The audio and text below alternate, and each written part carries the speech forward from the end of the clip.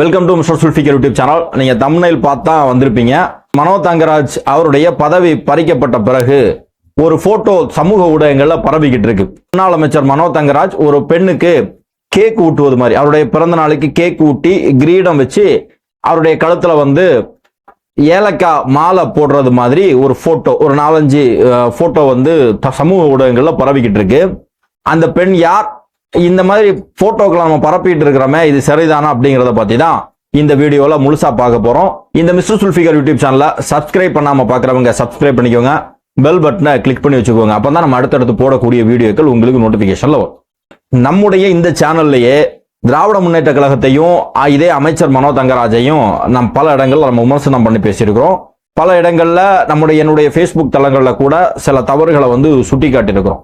இந்த கனிம வள பிரச்சனையாகட்டும் அல்லது அணுக்கனிம சுரங்கமாகட்டும், இந்த மாதிரி பிரச்சனைகள்ல நம்ம எந்த கட்சி அப்படிங்கிறது இல்லாம தயவு தாட்சணம் இல்லாமல் விமர்சனம் பண்ணியிருக்கிறோம். அமைச்சர் மனோ தங்கராஜ் அவர் அரசியல் ரீதியாக அவருடைய செயல்பாடுகள் நிச்சயமாக தவறு இருக்கும் சொன்னா அதை சுட்டி காட்டுவதிலையோ தட்டி கேட்பதிலையோ எந்த இடத்துலயோ நம்ம தவறுனது கிடையாது. இன்னைக்கு அமைச்சர் மனோ தங்கராஜ் அவருடைய பதவி பறிக்கப்பட்டிருக்கிறது. அதற்கு என்ன காரணம் அப்படிங்கிறது தெரியாது. ஒரு சில பேர் அவர் பால்வளத்துறை அமைச்சராக இருக்கும்போது அதுல ஊழல் நடந்திருக்கிறதாக சொல்கிறார்கள். ஒரு சில பேர் அவருடைய மகனுடைய ஆதிக்கம் கட்சிக்குள்ளேயும் சரி ஆட்சியிலையும் சரி இருக்குது அப்படின்னு சொல்றாங்க. இன்னொரு பேர் என்ன சொல்றாங்கன்னா, அவருக்கும் மேயர் மகேஷுக்கும் இருக்கக்கூடிய பகை உள்கட்சி பிரச்சனை அப்படிங்கிறாங்க. ஒரு சில பேர் இந்த போட்டோவை போட்டு அவருக்கும் அந்த பெண்ணுக்கும் தொடர்பு இருக்கிறதா போட்டிருக்கிறாங்க. இப்ப இந்த பெண் யாரு அப்படிங்கிற ஒரு பெரிய கேள்வி சமூக ஊடகங்கள்ல பரவிக்கிட்டு இருக்குது. இந்த பெண் அவருடைய ஆபீஸ்ல வேலை பார்க்கக்கூடிய ஒரு பெண்ணு அப்படின்னு சொல்றாங்க. அவருடைய மனோ தங்கராஜருடைய தம்பியினுடைய மகள் இவர் அப்படின்னு ஒரு சில பேர் சொல்றாங்க. இன்னொன்னு, இந்த பெண் ஆந்திராவை சேர்ந்தவர். இந்த பெண்ணுக்கும் மனோ தங்கராஜுக்கும் இல்லீகலான அஃபேர் இருக்கு, தொடர்பு இருக்கு அப்படின்னு சொல்றாங்க. இந்த வீடியோ மூலமா நான் என்ன சொல்ல வரேன் அப்படின்னா, மனோ தங்கராஜ் அவர்கள் மீது அரசியல் ரீதியான விமர்சனங்கள், கொள்கை ரீதியான கருத்து வேறுபாடுகள் எவ்வளவு இருந்தாலும் அதை கொள்கை ரீதியாகவும் சரி அரசியல் ரீதியாகவும் சரி நம்ம அதை எதிர்கொள்வதில் எந்த தவறும் கிடையாது. இது மனோ தங்கராஜுக்கு சப்போர்ட்டா நான் பேசல, பொதுவா சொல்றேன். அவர் அமைச்சராக இருக்கும்போது, பால்வளத்துறையினுடைய அமைச்சராக இருக்கும்போது ஊழல் செஞ்சிருக்கிறார் அப்படின்னா சட்டப்படி அந்த ஊழலை முறைப்படி மக்கள் முன்னால கொண்டு அவரை அம்பலப்படுத்தணும், வழக்கு போட்டு அவரை மேல நடவடிக்கை எடுக்கணும். இதை செய்யணும். இது ஒரு அரசியல்வாதியினுடைய தார்மீக பொறுப்பு. ஆனா அதே நேரத்துல இவர் ஒரு பெண்ணோட தொடர்புல இருக்கிறார் அப்படின்னு சொன்னா அது சம்பந்தமா ஏதாவது அடிப்படை ஆதாரமாவது இருக்கணும். அது இருந்துச்சுன்னா அதை நீங்க Facebookலயோ ஷேர் பண்றதுல எந்த தப்பும் கிடையாது. ஆனா இது எந்த விதமான அடிப்படை ஆதாரமும் இல்லாம ஒரு போட்டோவை மட்டும் ஷேர் பண்றது எந்த வகையில நியாயம் அப்படிங்கறத கேட்கிறேன்.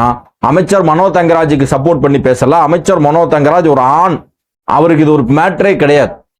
நான் என்ன கேட்கிறேன்னா, ஒரு பெண், அந்த பெண்ணுடைய முகத்தை பிளர் கூட பண்ணாம நேரடியாக போட்டோ போட்டிருக்கீங்க. அமைச்சர் மனோ தங்கராஜுக்கும் அந்த பெண்ணுக்கும் என்ன சம்பந்தம் அப்படிங்கிறதே தெரியாது. நிறைய பேர் ஷேர் பண்றீங்க. நான் பர்பஸா இதை பிளான் பண்ணி போட்டதுதான். அது உண்மையிலேயே ஒருவேளை உண்மையாக கூட இருந்திருக்கலாம். அந்த பொண்ணுடைய போட்டோவை பிளர் கூட பண்ணாம போட்டிருக்கீங்க. சமூக ஊடகங்கள்ல இதை பரப்பிட்டு இருக்காங்க. இதை பரப்புறவோ நம்ம எல்லாருக்குமே ஒரு குடும்பம் இருக்கு, அக்கா தங்கச்சி இருக்காங்க, எல்லாருமே இருக்கிறாங்க. நான் என்ன கேட்கிறேன் அப்படின்னா, அந்த பெண்ணுக்கும் மனோ தங்கராஜுக்கும் என்ன தொடர்பு அப்படிங்கிறது தெரியாது. என்ன மாதிரியான தொடர்பு அப்படிங்கிறது நம்ம யாருக்குமே தெரியாது. அப்படி இருக்கக்கூடிய பட்சத்துல மனோ தங்கராஜ அசிங்கப்படுத்துறதா நினைச்சு இந்த போட்டோவை நம்ம வெளிப்படையா ஷேர் பண்றோமே, இதுல அந்த பெண்ணினுடைய வாழ்க்கை என்னாகும், அந்த பெண்ணினுடைய குடும்பத்தினுடைய நிலை என்னாகும், அந்த பெண்ணினுடைய எதிர்காலம் என்னாகும் அப்படிங்கிறத கொஞ்சமாவது நம்ம நினைக்கிறோமா? நான் ஏன் இதுக்காக இந்த வீடியோ போடுறேன்னா, இது ஒரு அரசியல் பதிவு கிடையாது. மனோ தங்கராஜுக்கு சப்போர்ட் பண்ணியோ அல்லது அந்த பெண்ணிற்கு சப்போர்ட் பண்ணியோ கிடையாது. பொதுவாகவே இந்த நம்முடைய சேனல்ல பெண்களுக்கு எதிராக நடக்கக்கூடிய பல கொடுமைகளை பேசியிருக்கிறோம். பல அட்ராசிட்டி பெண்களுக்கு எதிராக நடக்குது.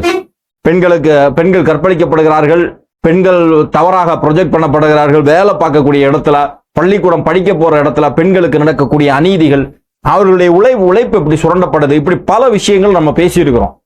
அந்த அடிப்படையில் தான் இந்த விஷயத்தை பேசணும். ஈவன் ஒரு விபச்சாரியாக இருந்தால் கூட அவருடைய அனுமதி இல்லாமல் அவருடைய போட்டோவை Facebookல சமூக ஊடகங்கள பரப்புவது தவறு அப்படிங்கிற ஒரு குறைந்தபட்ச எத்திக்ஸ், ஒரு தர்மமாவது வேணும். மனோ தங்கராஜ கிண்டல் பண்றோம், மனோ தங்கராஜ கேவலப்படுத்துறோம், அவரை அசிங்கப்படுத்துறோம் அப்படிங்கிற அடிப்படையில இந்த போட்டோவை தொடர்ந்து ஷேர் பண்றாங்க. இந்த ஷேர் பண்ணக்கூடியவங்களுடைய ப்ரொஃபைல் எல்லாம் போய் பார்த்துட்டோம்னா அவருடைய குடும்பத்தோட, பிள்ளைங்களோட, மற்ற பெண்களோடு நண்பர்களாக இருக்கக்கூடிய நிறைய போட்டோஸ் எல்லாம் இருக்கு. அதெல்லாம் ஒவ்வொருடைய பேஸ்புக் கணக்கையும் எடுத்து அதுல அவர்கள் ஒரு பெண்ணோட இருக்கக்கூடிய போட்டோஸ் இருக்கு அப்படின்னா ஃபர்ஸ்ட் ஓப்பனா எந்த விதமான தகவலும் இல்லாம சும்மா போட்டா இவருக்கும் தொடர்பு இருக்குன்னு சொல்லி போடுறது சரியாக இருக்குமா?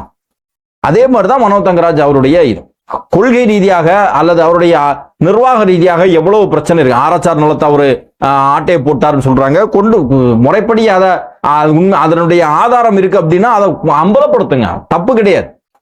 பால்வளத்துறையில டெண்டர் விட்டதுல மோசடி செஞ்சிருக்கிறார் அப்படிங்கிறாங்க, அம்பலப்படுத்துங்க, இது கிடையாது.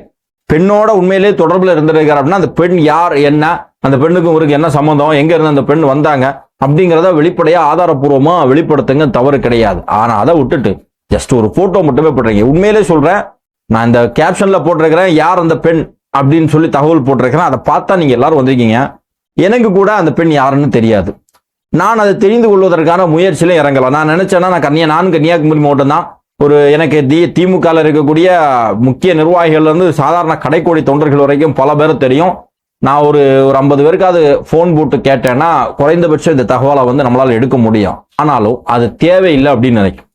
பிறருடைய பர்சனல் லைஃபை நோண்ட வேண்டிய அவசியம் நமக்கு கிடையாது அப்படிங்கிறதுனால அதை பத்தின கூடுதல் தகவல் நம்ம கேட்கலாம். இப்போ கூட அந்த பெண்ணுக்கு அவருக்கு என்ன தொடர்பு இருக்கு அப்படிங்கிறது தெரியாது. நாம ஒரு பொதுவான சமூகத்துல இருக்கிறோம். பல நல்ல விஷயங்களும் நம்முடைய முகநூல்ல ஷேர் பண்றோம். கருத்து வேறுபாடுகள் 1000 இருக்கும். ஒருத்தன் பிஜேபி காரனா இருப்பான், ஒருத்தன் திமுக காரனா இருப்பான், அதிமுக காரனா இருப்பான். கொள்கை ரீதியாக, அரசியல் ரீதியாக, சித்தாந்த ரீதியாக இருக்கும். மனோ தங்கராஜா அவருடைய வீழ்ச்சி இன்னைக்கு நமக்கு தேவையா அப்படின்னா அவரை வீழ்த்துறதுல தப்பு கிடையாது. ஆனா அவரை வீழ்த்துவதாக நினைத்து இன்னொரு பெண்ணினுடைய வாழ்க்கையை நம்ம கெடுக்கிறோம். நம்ம எல்லாருமே Facebookல ஷேர் பண்ணிருக்கிறோம். அந்த பெண்ணினுடைய மனநிலை எப்படி இருக்கும், எப்படி எதிர்கொள்வாங்க, அந்த குடும்பம், அந்த பெண்ணினுடைய குடும்பத்தினுடைய மனநிலை எப்படி இருக்கும், அவர்கள் எப்படி எதிர்கொள்வாங்க, எதிர்காலம் எவ்வளவு கேள்விக்குறியாகும், இதெல்லாம் கொஞ்சமாவது யோசிக்கணும் அன்பு சகோதரர்களே. இன்னொன்னு, சட்டப்படி இது தப்பு. ஒரு பெண்ணினுடைய விருப்பம் இல்லாமல் அந்த பெண்ணினுடைய புகைப்படத்தை மற்ற தளங்கள்ல நீங்க ஷேர் பண்ணிருக்கீங்க.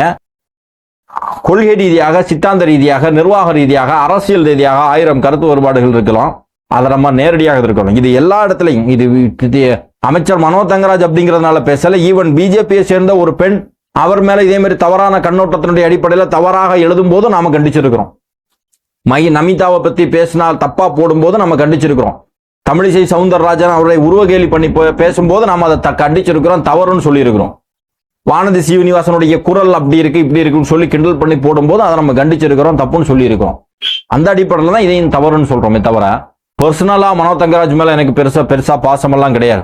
அவருடைய செயல்பாடுகள் பல இடங்களில் விமர்சனத்துக்குரியதை நாமளே விமர்சனம் பண்ணியிருக்கிறோம். ஆனா இது ஒரு பெண்ணினுடைய லைஃப் இதுல இருக்குது. அதை நீங்க தயவுசெஞ்சு போறோம். நம்ம எல்லாருமே அக்கா தங்கச்சியோட ஒரு குடும்பமா வாழக்கூடிய நமக்கு பிள்ளைங்க இருக்கிறாங்க, நமக்கு மனைவி இருக்கிறார்கள், நமக்கு குழந்தைங்க இருக்குது. அப்படி இருக்கும்போது அவருடைய அவங்களுக்கு இதே மாதிரி ஒரு சூழல் உருவாச்சுன்னா எப்படி இருக்கும்? எனவே அதை மையப்படுத்தி இந்த மாதிரி போட்டோஸை ஒரு வருது அப்படின்னா குறைந்தபட்சம் அதனுடைய அடிப்படை தகவல்கள் தெரியல அப்படின்னா நம்ம ஷேர் பண்ணாம இருக்கிறது நமக்கு நல்லது. இந்த வீடியோ சம்பந்தமாக உங்களுடைய மேலான கருத்துக்களை பதிவு செய்யுங்கள். நன்றி.